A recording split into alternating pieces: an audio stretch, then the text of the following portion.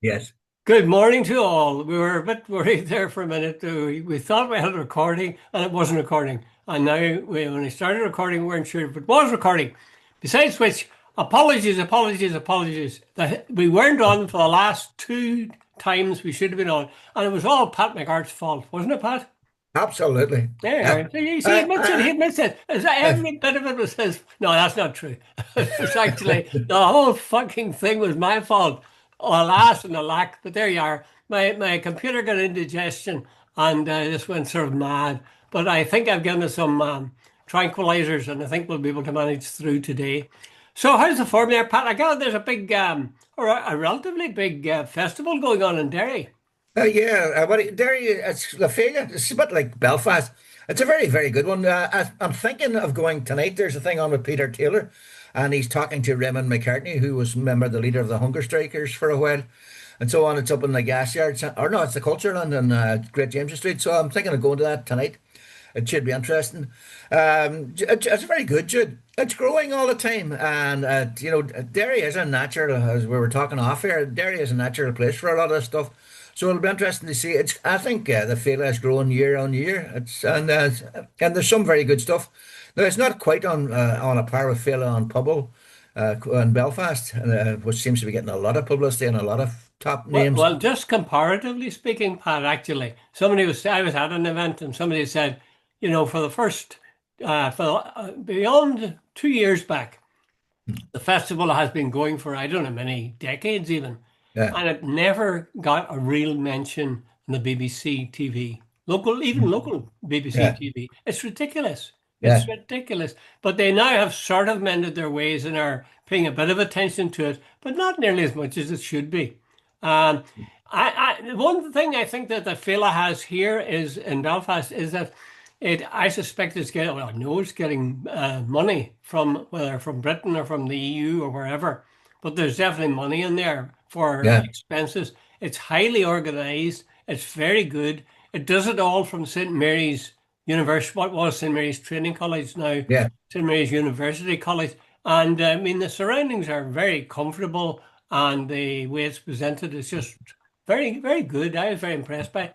I was at one by, I was at a talk by, or an interview with Mary Lou McDonald, Mm. which I find interesting. In fact, I'm doing, The blog. no, not a blog. I'm doing a piece of column for 99 News Mm. for tomorrow, and going to focus on that. I was very struck by the fact that the one question that what's her name, Murphy. Andre Murphy, isn't Andre it? Murphy didn't ask was she didn't ask, are you going to run in the presidential election? She sort of danced around it and left a space where Mary Lou could answer, say if she wanted to, but she didn't, which I thought was a pity. I think it's a very interesting question whether Sinn Féin should A, launch a candidate, and B, if that should be Mary Lou. There's arguments both ways, I think. Yeah. And I'm sure what would you think, Pat? Just take 2 minutes on that. What would you say? Jude, as you said, it's an evenly balanced thing, but I think she should go for it. I really do, and I'll tell you why. Hey, this whole thing about United Ireland or a border poll is very much on the cards, Jude. And if Sinn Féin, if Mary Lou was in Aras and Rutland as president of Ireland, if Sinn Féin was the biggest party in the south and Sinn Féin was the biggest party of the north in the north, the deadline they've set 2030. That would give it one hell of a fillip. It would give it a hell of a catalyst for it to move. It needs something, and I think it'd be a wake-up call if Mary Lou was elected president of Ireland. It'd be a massive thing. I agree with you. It'd be a massive thing if she was elected, but it would be a disastrous thing if she wasn't. Yeah. So, Simple as that. Because well, it's a high risk strategy a for her going very for it, high wouldn't it? risk. Yeah. Yeah. Because my conclusion is she won't do it. They'll not do it. They won't risk it. Yeah. She is such a competent politician. I Yeah. mean, if you had seen her, she came in late for start, like about 10 minutes late, so everybody's appetite was whetted for her. Yeah. And she got a rousing reception when she came in, and she was at her ease immediately, Yeah. and yet sharp and making little jokes and getting to the heart of matters, articulate, never repeating herself, never even using the same word again and Yeah. again. just I was so impressed by her. The only thing, no, I better watch what I say now. I how can I put this? She's a smallish woman, but Mm. she's not a smallish woman, if you follow me. Yeah, I get the point you're Uh, making. that's all. But apart from that, when she's sitting down, she really is. She is the complete package. And Yeah, I'll be honest now, I don't think anybody in Féin could do the job that she would do. On the other hand, she did lead them into two elections where if things had been done otherwise, they might have formed a government on their own. yeah, yeah. And then she led them in, and there was a disappointment. So whether that's going to count against her or not, if there's another election, she's still leading them, and they don't do well, I think there might be questions asked then. Yeah. But she certainly was very impressive to watch and listen to. I just thought she was consummate politician. Anyway, let's get back to more important things. But no, well, not more important. Of course, they're not more important, but they are important. And you have read an article by Daily Mirror columnist Kevin Maguire. Do you want to tell us about it? I was just reading it this morning, Kevin McGuire, he's a very articulate man. He's on quite a lot. I think the other guy's called Pierce. It's yin and yang. The two of them are on usually on Sky, and Pierce is a real right winger, and McGuire's a left winger. Yeah. But the reason I ran it by you this morning is McGuire says. Highlighting any Brexit benefits is nigh on impossible, which is why the likes of Nigel Farage, Boris Johnson, Kemi Badenoch like to talk about almost anything else and shouldn't be trusted on issues such as migration. He's basically saying, can anybody point to the benefits of Brexit? He says basically Britain was sold a pup that far from helping, and he does a bit about the economics. The economics, he says the economy is going down, the lack of influence, their declining influence, and as well as that, Trump's sort of, he doesn't go down to the Trump line, but he says basically right across from it, he says Brexit is proving a disaster every which way, and I think there's a lot of people are waking up to that. But hey, Farage, Jude is still trying to say, no, this is our freedom. This is the right wing crap, Jude.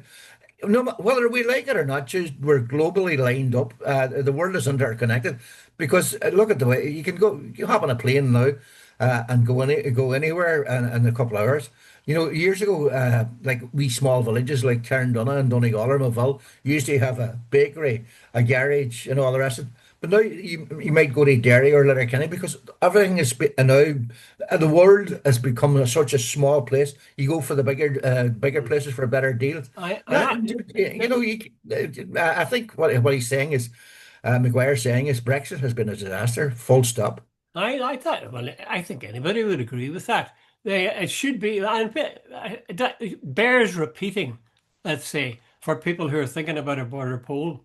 The sooner we get out of this bloody place, the better. It really is going to get worse and worse and worse. Yeah, And I think even the likes of Nigel Farage knows that.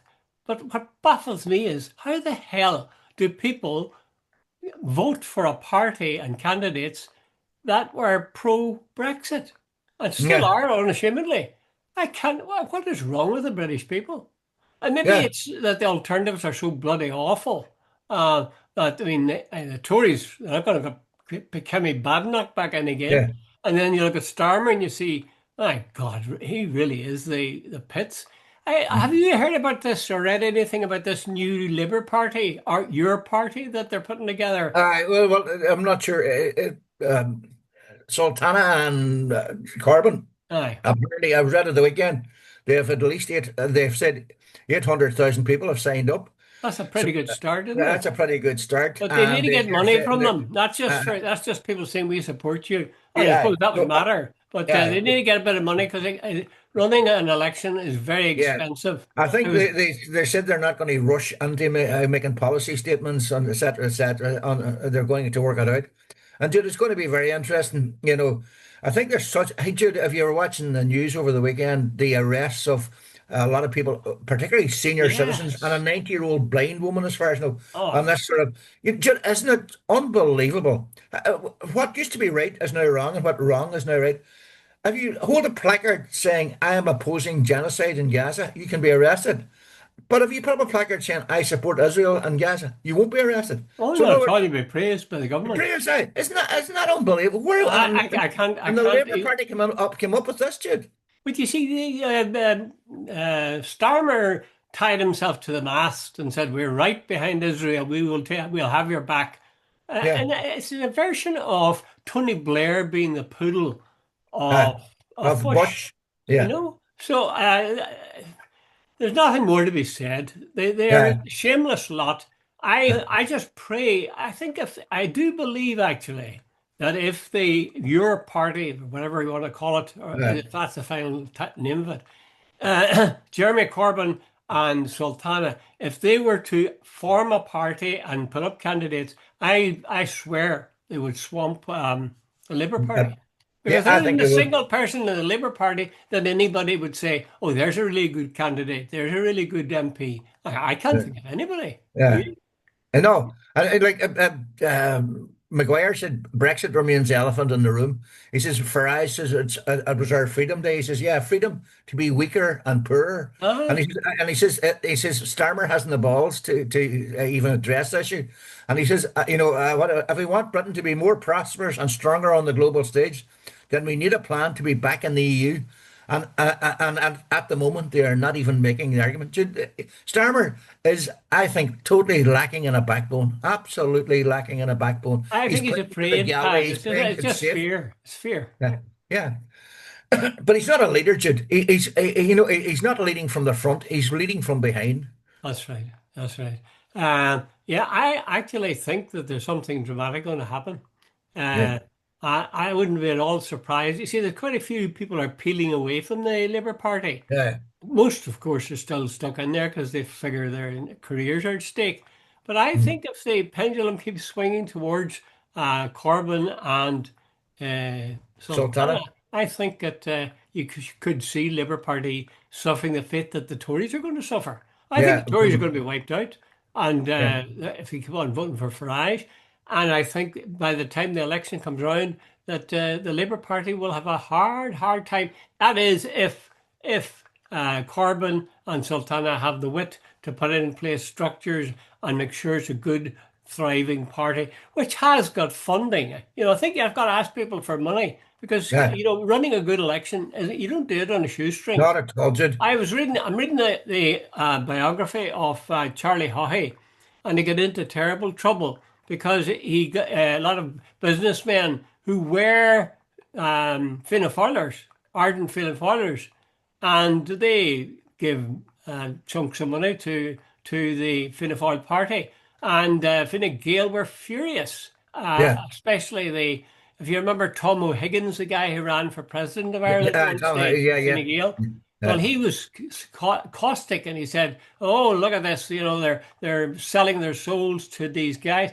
And for the first time, I thought about it, and I can see the how you could of course sell your soul. You could put yourself in hock to these guys, but equally, you could say this guy has always had he's always been with Fianna Fáil or my party, and he wants to make a donation. Jesus, we need money. You need yeah, money to run a party, and you need money to run an election.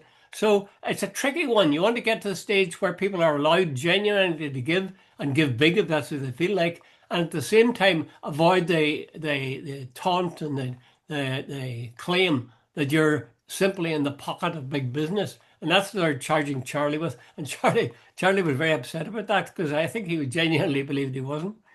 yeah. But look at the other side of the story, Jude. Do you want it to go like America? I was reading, I came across something yesterday. I think if I remember correctly, APAC have so far in the current session, and I don't know what the current means so far this year, maybe in America, 204 million or it was 240, I can't remember which, but it's over 200 million. They have made donations to selected congressmen and senators in America. They have basically bought them, Jude, and that, Yeah. and like, remember, was it Paul Newman said, uh, politicians should be like NASCAR. They should have their sponsors written on the side, because he said a lot of the politicians were owned by big business.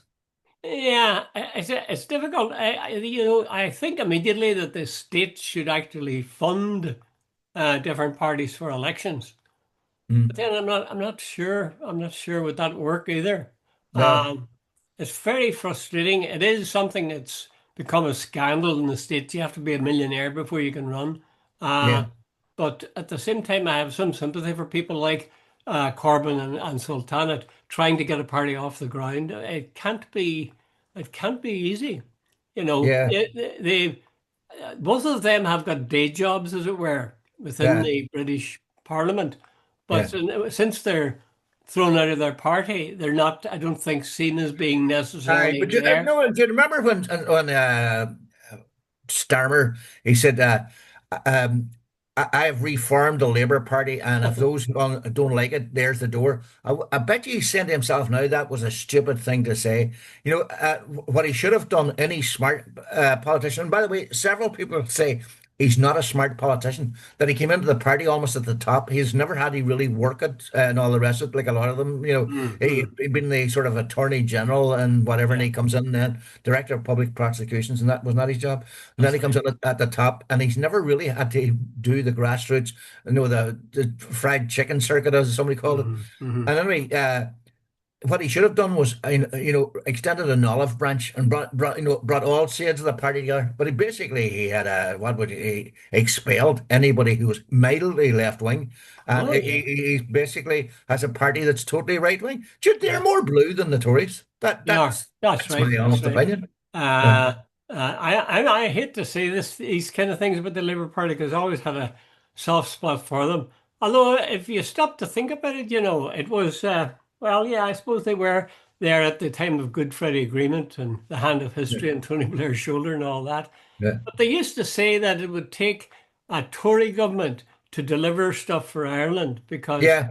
Labour would be suspect, sort of Labour were thing. so scared shitless of no, sort of scaring off the old fogies and the colonels and Yeah, yeah, the yeah. judges and the military people. That's right, and keeping the media sweet. Yeah. Okay, let's leave that nest of vipers and let's go to a fine, upstanding man, Ryan Tubridy.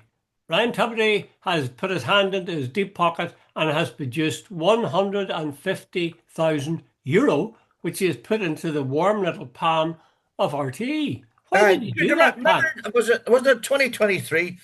The South was absolutely engulfed in controversy, and I was saying, children were eating each other, and parents were cannibalizing, whatever. Dude, it was an absolute this thing about RT. It was discovered that during the recession, people had been told to tighten their belts. RT staff got their pay cut, and they discovered then, and there was absolute outrage when they discovered that Ryan Tubridy had got 150,000 on the table, or something, a deal. Now, here's the thing. Oh, wait, I no, can wait, Pat, before you go any further, I think we should try to clarify what way was that done? As I understand it, he got a salary and that was out in the open. Yeah, But he also got money from Renault, I think it was. yeah, yeah, And that nobody knew about that, but some people must have known about it. yeah, The top honchos in RTE must have known about it. And if Renault was prepared to do that, yeah. I would be tend to think, why not? Exactly. Here's my point. What happened, you're basically what you said there is near enough correct. He was supposed to do something for Renault, but it didn't pan out. But they had paid him. The head honchos and RT only disclosed his salary. They didn't disclose the payments under the counter. Now, but here's where I never bought the thing, and I don't blame Ryan Tubridy in the least. All the money he got, he declared to the revenue. He didn't try to hide it. Hmm. He didn't hide anything. It was the top honchos. And I remember hearing this ridiculous argument that he should have came forward and told the public he had got this money. Well, he What, could have. He could. He would could you have come done that, forward? Pat. What? What? He could have done that. Aye, but why should he? You know something? If you got paid money by BBC, do you go out in the street? Oh, by the way, BBC have paid me money. Do you? And I don't I think think the easy that's answer to that is no. no, exactly, Jude. Here's the thing. I think there was a lot of hypocrisy. I think really uh, I think Tubridy became the whipping boy of the whole. People were pissed off with RT. Yeah. There's a lot of anger inside RT, and rightly so, because these people are known as the talent. Yet the journalists in the newsroom got their pay Aye. cut, and a Mhm. lot of production staff got their pay cut, and so on. And that's what it was all about. And I think Tubridy. paid the price for that. Now he's working on, I think it's Virgin Radio in Yeah, Britain, yeah. and he's a very low profile, and he's keeping a very low profile. Mm. But he confirmed, I think it was on Friday, that he had paid. He said it was always his intention to pay it back. He said he paid it back. RT hadn't asked him for it. He didn't. He said he was in no contact with him. He wasn't in discussion with them. He said it was basically, I think what he's basically saying was a conscious decision, no, a conscience decision on his Mm. part to pay it back. Do you think more highly of him for that? I do. But Jude, I'm repeating myself, but I don't think at any stage he was the person responsible. The storm flew around him, but it was all to do with really what RT. It was the however no the Public Accounts Committee went bananas in the south, but it was the head honchos in RT who didn't disclose that they'd paid him. That was not Then Ryan you Tubridy's see, job to go public and say, "Oh, by the way, they've paid me more than what they said." Renault, through Renault, they paid me more. Yeah. I mean, if he got that and he believed he was entitled to it in the first place, and I think he was. I mean, if he can get a Yeah. deal where Renault's going to pay him extra 150,000, who I wouldn't for take doing it? work for them, but didn't actually. But that was not his fault. He was contracted to do it and was paid for it, and then something happened. Now, Jude, I Uh-huh. don't remember the details, but it just didn't come to pass. But that was not his plan, and he's paid back the money. Uh, Now, the question would be, why has he paid back the money? The first thing that I would strike me is, and again, this is a line from Charlie's book. I find myself getting a little bit queasy when people parade their virtue. Yeah, Now that was a virtuous action, above board and beyond the call of duty, just handing the money back. He didn't have to do it, he just handed it back. But if he really wanted to do a really good deed, he could have given it back and on the condition that nobody talked about it. Now I that would, would have been a good deed. no, but I you Jude, see, I yeah, think but that's part of his then, image, Pat. I think that's part of his image. I'm sorry, I'm a cynic, but I think yeah, that's part of his image. no, At heart, he's a decent uh, fella, and he gives back the 150. Do you aye, hear but me? no, I give back 150,000. but here's the point. He was held up to ridicule, contempt, and whatever other words you want to use, adjectives, for a couple of years. And on Friday, he just says, "Look, I paid back the money, Mm. and that's it." He says, "Simple statement. I'm not issuing another statement on it." So Uh, he was letting people know I paid back the money. I think that's reasonable. I suppose that it's like these, a guy, a footballer, say, who's caught what drink driving, and then Yeah, he doesn't get to play for England anymore, and his yeah. team, fines him and so on. I don't like that because drink driving has nothing to do with your ability to play football. But The exactly. same the same applies to Tubridy. I have Mm, to control myself because I detest, and mm, have for many years detested the Late Late Show. I yeah. thought it was bad with Gay Byrne. I thought it was bloody awful, awful, Mm, cringe making, with the toy show and all that shit. When Tubridy took over, so I yeah. have to try to separate that from what things actually happened. And Mm. maybe you could see him as being honourable, but I'm sorry, I tend to see it as being maybe just a little bit of look at me, I'm a terribly upright fellow. Yeah. I give back money, and just in case anybody would think I wasn't upright. Okay, Okay. let me see what else you have here, Pat. I Um, judge, Trump is meeting.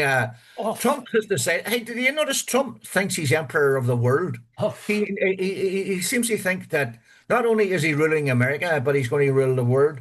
He said he was. There's a thing on there quite recently that he was saying. Somebody says you're going to take over Gaza on what authority? He says American authority. Right, Jude, here anyway. On Friday, he's meeting in Alaska. By the way, some Americans are not very happy about that he's meeting Putin in American territory. But anyway, he's meeting Putin on Friday. Here's the point so far, unless it's changed later on today, he hasn't invited Zelensky. And he's also just suggested that the Ukraine will have to exchange some land and all the rest, or give over some land to satisfy the Russians. And Zelensky says, well, he says, all it seems to me is, he says, Ukraine is handing over Ukraine land for to keep Russians happy. He says, we're not going to do that. He says, we're not giving up our territory. So it's going to be very interesting. But the other thing as well, Jude, there's an arrogance in Trump. In other words, he's already making decisions for the Ukrainians without inviting them or talking to them or in any, in other words, I'm the big guy and I'm going to impose. So it's come Friday, he meets Putin and he's going to tell him what Donbass or whatever it is, you're going to have to give up that or you're going to have to give up Crimea or whatever. I don't even know what he's going to say. But there's an arrogance there. Oh, of course, there's arrogance. And I suppose you see he's got a lot to be arrogant about. The terrible truth is, he was right when he said to Zelensky, "You don't have any cards to play. Yeah, You don't have any cards to play." And it was true because he needed the money that was coming in through America and actually the EU now. yeah, Uh, and without that, the Ukraine wouldn't last for a moment. yeah, So he doesn't have any cards to play. I think there's some wisdom or some degree of sensible conduct by keeping Zelensky outside the room, because Zelensky, if he goes in there, and I wouldn't blame him, but if he goes into that room, he'll say, "We're not giving you bloody Russians a single inch of our territory. This is our country, and we demand that you leave it." I yeah, can't see him, and he's right. He wouldn't say, "Oh well, you can take that bit." He wouldn't. He couldn't. yeah, He'd never. For a start, his career would be over yeah, if there ever was another election. So I don't blame him. I don't blame in ways. I don't blame Trump. If he's ever going to get peace, if he's ever going to get Putin to lay off and end this vile war that's going on, yeah, it probably will involve giving some of the territory to Putin. But I would repeat again, don't let's fight this war on the basis of the last war, i.e., the Hitler War. yeah. Hitler spent his time grabbing land all over Europe. I'm not sure. I don't know if you got your friend Jim Sharkey, who was the ambassador to Russia, or a Hmm. diplomat in Russia, certainly. Did he have any views or any thinking on? Me and Jim have slightly different ones. Jim said, but I'll give Jim the credit. He knows more about it than I do. But he is saying the Russians have a legitimate case in regard to what's going on, that they are getting surrounded, that the deal that Reagan made with, what do you call him? I can't remember his name now. Remember Yeltsin? what? Was it No, it Yeltsin? wasn't Yeltsin. It was the guy before him. Remember the Oh, man? I I Gorbachev. think, what? Gorbachev. Gorbachev. I Gorbachev. can't The even one think of was, his face. they made a deal that the Iron Curtain would come down, but NATO would not encroach on Russia, and NATO has encroached on Russia, Uh, and so on. But that doesn't. Hey, Jude, here's the bottom line for me. Ukraine did not invade Russia. Russia invaded Ukraine, and it's as simple as that. And I think that's a starting point for any discussion that good point, all the right, Russians Pat. should get out. Good, Pat. I agree. I mean, it was an invasion of a weaker nation by a stronger nation. But Yeah, then again, as you say, there's this whole background of Russia and security. And I remember when we were doing history, that used to come up. The teacher would tell us that, these countries, if you look at the map, look at the way they're arranged around this yeah, country that's under, really is the villain of the piece. But they're the villain of the piece because there's a lot, they feel they're going to be swamped by all these yeah. alliances. And they were making noises that the Ukraine would join the EU, NATO, yeah, they would join NATO. And if I was a Russian, I'd be bloody worried about that, and I'd be wanting to do anything I could to stop it. Okay, yeah. But yeah. go ahead. No, go if you want to say No, something. no. What I was going to say, Jude, there's one point that's been made to me a couple of times that if the Russians, if the NATO, they would their navy would be totally ensconced in the winter time, that they would have no warm water port. In other words, all the ports they would have would be frozen up during the winter. That Yeah. was why they wanted, as Sebastopol. That's why they, on the coast there of Ukraine, they need that warm water. That's where they keep their ships. So so they have strategic and security implications for Russia are quite high. In other Uh, words, imagine if it was all frozen over and their navy, they have a lot of ships were all tied up and they couldn't get out. Yeah. Yeah, this is it. You see, why is it that there isn't some kind of journalism or some sort of system on TV where these kind of things would be talked about, just so we hear voices saying these things, so that the public is aware of the fact that it isn't this simple thing of big bad. They always say this: Putin's war. It's Yeah. not actually Putin's war. It's Putin as leader of the Russia that Yeah. is doing this, and that's a slightly different thing. Um, anyway, you've sent me figures here, Pat, which I could have guessed would be the case. The number of people from Canada, I think it is, Uh, Are these people from Canada yeah, who have yeah, now gone to places like Portugal, and the number of them is up by 61%, to Spain, which is up by 35%, Denmark 101%, and God knows what. Are these all Canadian visitors or? yeah. The Canadians have dropped off as in America. In fact, Gavin Newsom in California has launched a big campaign, and the guy in Palm Springs, I can't remember the name of the governor there, has launched a big campaign. Apparently, they're not sure. They reckon the travel from Canadians could be down by the end of the year, something like 20 billion. Now, that's a big hit for the American That's great. tourism trade. Okay, Uh, can I toss in something here? The yeah, one thing that I discovered within weeks of living in Canada was that certainly all of the kids that I taught detested the United States. yeah, Yeah, because I mean, I always thought of somehow, I mean, and if Canadian visits Ireland, people will mm, hear his accent and they'll say, oh, there's a Yank. Uh, mm, they take the same attitude to being called a Yank as we would take to people calling us English. yeah. They really never were By too the way, keen. it's like I had a friend from New Zealand, and we said, "Oh, you're an Aussie." He says, "I am not. I'm a Kiwi." He really took it serious. Go ahead, sorry, Jude. Yeah, I know. Oh, I think that that's something you need to keep in mind. But yes, I can see that people. I mean, I'm one of these. I, under normal circumstances, would be in the States this summer, but at least for a time. But I'm not Mm. going. And if I'm Yeah, not going, I'm sure loads of other people who could find it much easier to do it will not do it either. right. I hope Uh, it. I hope it hits the American economy, but I've sort of doubts. Trump is, a lot of tourist places are in diffs because the Canadians have dropped off like a shelf from a shelf. Canadian travel to Argentina jumped by 148%, 137% to Japan, 114% to Denmark, and 101% to Caraco or whatever So basically, Jude, they're going anywhere else but America, and the biggest tourist cohort to America are the Canadians. Okay, one last thing, Pat, because we've just got 1 minute left, 1 minute and a few seconds. There was going to be a presidential election in November, and I talked about the possibility of Mary Lou running or not running. But there's an article you've sent me by a guy called Paddy Duffy, where he Yeah, talks about, he says, though we abroad and in the North are disenfranchised, it says more about the Republic than it does about us. That's true. But I mm. think this blending of people from the north in with the wider diaspora is a serious mistake. I mean, Why do you say there's a that? qualitative difference between Irish people living in Ireland Yeah, and people who are living abroad. And I yeah, agree that loads of countries allow those people who are their citizens who live abroad to vote, and that's great if they want to. But I think we shouldn't take our eye off the ball.